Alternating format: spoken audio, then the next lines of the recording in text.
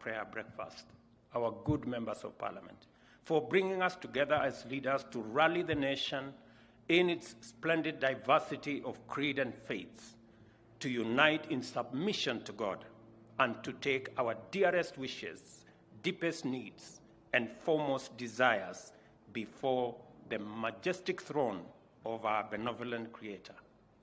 We kneel before God, praying for justice, our shield and defender, so that our nation can stand before any difficulty, any adversity, threat, or trial.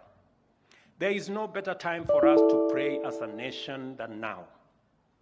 We have an opportunity to give thanks for the far we have come as a country amid global turmoil arising from pandemic, geopolitical crisis, economic shocks, as well as regional conflict, harrowing drought, a plague of locusts, and a closely contested election. Globally, nations are groaning under high cost of living, intensified by soaring debt, food scarcity, unemployment, and of course, struggling economies. We are giving our best in the struggle to overcome these immense challenges. Firstly, our robust endeavors to implement a radical socio-economic transformation is intended to provide sustainable solutions to our cost of living, food security, scarcity, unemployment, and poverty challenges. Secondly, we have historically and even now stand ready to lend our hand to our neighbors and regional brothers and sisters experiencing conflict and instability, and take a stand for peace, security, and development in not just our neighborhood, but across the globe. Further, we join the global community in combating existential threats to humanity in the form of conflict, terrorism, poverty exclusion, and of course the triple planetary crisis of pollution, loss of diversity, and climate change. In all this and other endeavors, we must also invoke our collective faith as a nation and congregate before the throne of mercy and seat of grace in order that our effort may be blessed with success and that our unity, cohesion, and solidarity be elevated to a divine communion, solemn fellowship, and sacred fraternity of all our people. Colossians 3:13 reminds us to bear with each other and to forgive one another. On this day of prayer, I call your attention to the important need for a shared understanding of all the causes we hold dear and are willing to defend. Without this understanding, we end up fighting each other instead of fighting for our causes. Without this understanding, we end up divided when we should be united. I want to remind all of us leaders about the expectations that the people of Kenya have, that we love our country dearly and will do our part, individually and collectively, to make Kenya work and succeed in promoting the well-being, the dignity, and the liberty of all our people. We are expected to be united by the vision of a strong, secure, prosperous Kenya, where our people live in prosperity, freedom, and happiness. These are proper and legitimate expectations. I will go further and propose that although our ideas concerning the means, strategies, and policies of achieving this vision may differ, we must remain cognizant of a line no one should ever cross, of wishing that this nation fails or that her people suffer, just to vindicate our politics. Neither can we pursue an agenda of sabotage for political advantage. Democracy is a defined political gift which enables us to compete vigorously, as we always do, but also empowers us to reconcile our aspirations and recognize the fundamental unity of our truest aspirations in a single vision for a free, strong, prosperous, united, and secure nation. This vision cannot admit the weaponization of political differences to punish the vulnerable, prejudice the innocent, injure the hardworking, and afflict the struggling. Pursuit of political aspiration must also enhance justice, not undermine it, expand freedom, not constrict it, and must increase democracy, freedom, and security, and not promote autocracy, tyranny, impunity, destruction, or fear. Isaiah 1:18 reminds us to reason together. Today, we are in the midst of a robust national conversation about public policies. Our democratic culture has endowed us with a rare opportunity to reason together and reconcile with our current realities. We all agree, seated here, members of parliament from all sides, leaders from all sides, that we have 5 million of our young people out of school without jobs. 800,000 young people join them in the labor market every year. I was looking at the budget last night. 628 billion will be spent in the education of our children in this year's budget, from primary school all the way to our universities. Yet, it is important for us to figure out how this investment will yield results for us as a nation. We all agree that our manufacturing, which we anticipated would go from 9% to 15%, has instead gone backwards to 7%. And we need to put policy interventions like the ones of promoting our manufacturing endeavors, making sure that we provide opportunities and interventions to promote manufacturing.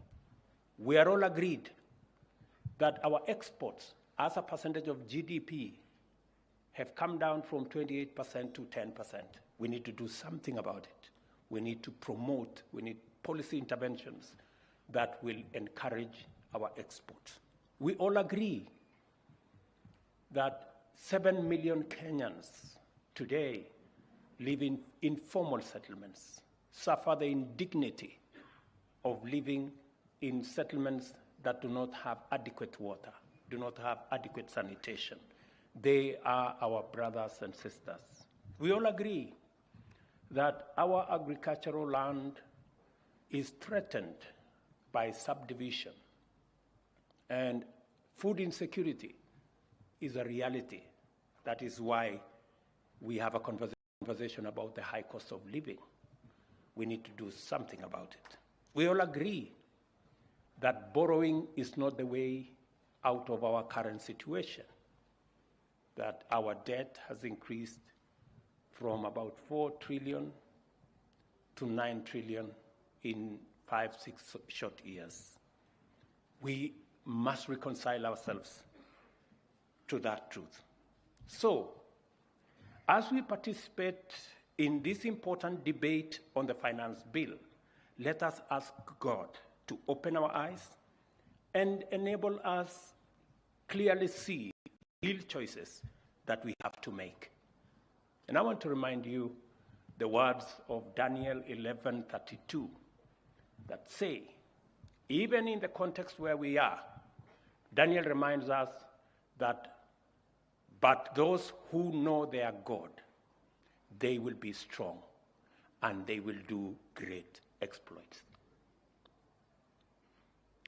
Living within our means requires us to work with what we have. You remember Moses.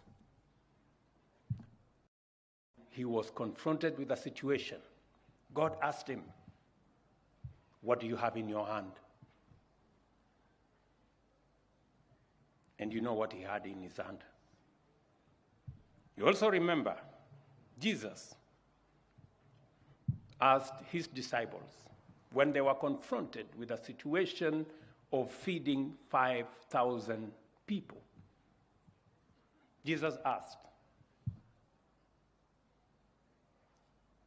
the young man and the lady, "What do you have in your hand?" We are at the threshold of great transformation and in a moment which demands singular courage. Our commitment is under test. Only bold decisions will enable us to make the best of this opportunity to unlock the possibilities of the Kenya we all want for ourselves and for our children. It is time to be bold and brave. Delay tactics and sabotage are written in the shaky handwriting of cowards.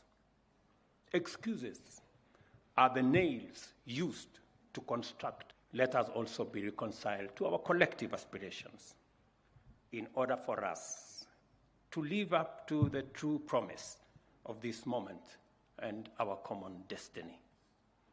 I listened to my brother Michael Hastings very carefully, and he spoke to our hearts.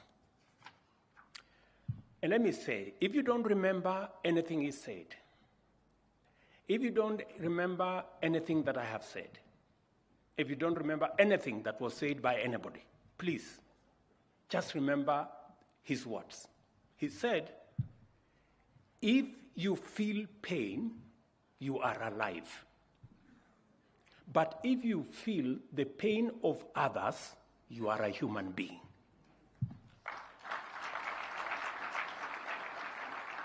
I mean, if there is one thing that he has told us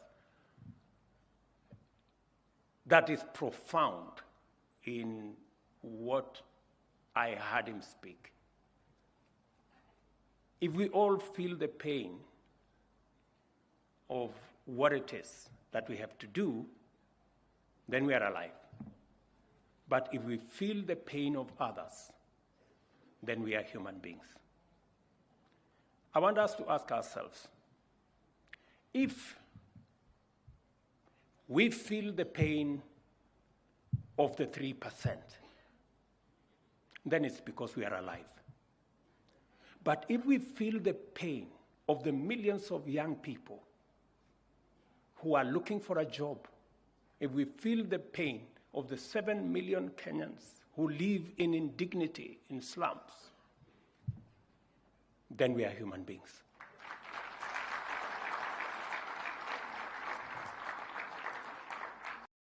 Say one more thing, because I don't want to preach. Let me say just one more thing. Lord Michael Hastings also told us about this occasion of what was called the amazing shot by this great photographer, Kelvin Carter, of this person, this child, confronted by a vulture. It was a moment. But he walked away. And he never remained the same. You heard that he committed suicide. As leaders, we know, we witness every day millions of our young people confronting us in our markets, in villages, in our streets. We all travel the 1,411 informal settlements, slums in Kenya. We see those people. Let us not do what Kevin Carter did. Let us not take photographs of them. Let us not take selfies of them and walk away. Let us do something about their situation. Ladies and gentlemen, I am truly, truly happy to be here this morning. We look forward to this coming together of all of us leaders going into the future. And I wish our great leaders in Parliament the very best as they continue to put us together in this prayer breakfast. God bless you.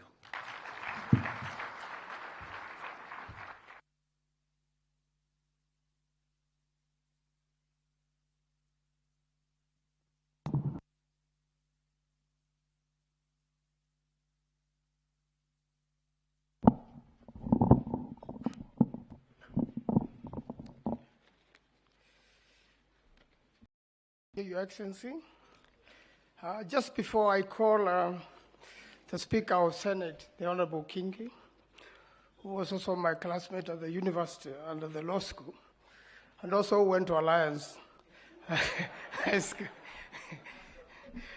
I really like to, thank you. I really like to thank the speakers from the counties for bringing along the children you saw here. Jesus said, bring the children to me. That is the future of the country. I really want to thank the speakers that I've seen